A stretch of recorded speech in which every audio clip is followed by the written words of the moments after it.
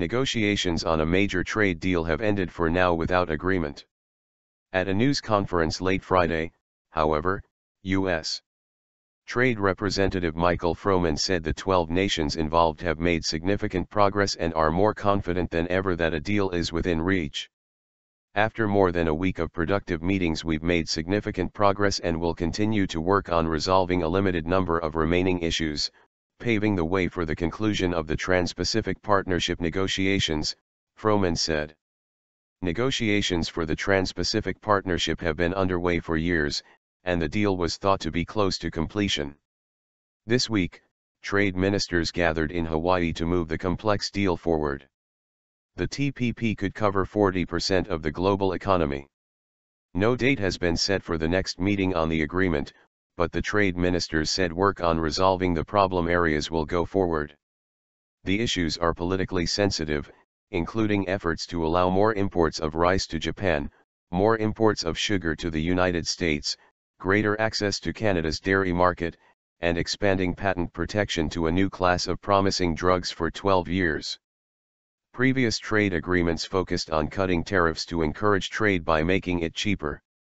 Intellectual property issue. Japanese Economy Minister Akira Amari said Friday each nation's interests clashed over an intellectual property issue, preventing completion of a deal.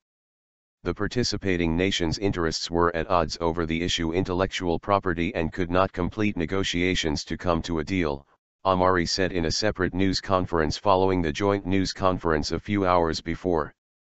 He also said trade ministers shared a view that they will continue to make efforts toward an early agreement.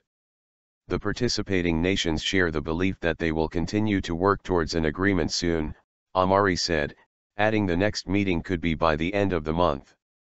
I feel that with one more meeting of the ministers we will be able to come to a conclusion on the talks, he added. TPP supporters said this proposed pact would harmonize rules and laws between trading partners to make it easier to sell goods and services around the world. Attorney Tim Brightbill, who litigates trade cases, said a well-constructed deal would be a big positive for all the countries involved. But he warned that a deal that does too little to help U.S. manufacturing and jobs would not be approved by Congress.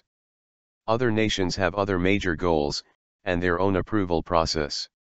Keep working. A researcher who monitors Asian economic, trade and political issues said if officials cannot get a deal done now, they will kick the can down the road, and keep working.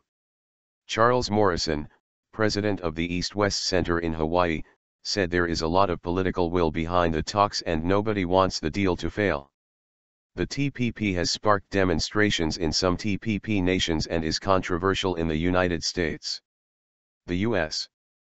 Congress saw a related trade issue pass by a narrow margin after a major political squabble. Failure to seal the agreement is a setback for U.S. President Barack Obama. The pact is seen as the economic arm of the administration's pivot to Asia and an opportunity to balance out China's influence in the region. The Maui talks were also seen as the last chance to get a deal in time to pass the U.S. Congress this year, before 2016 presidential elections muddy the waters.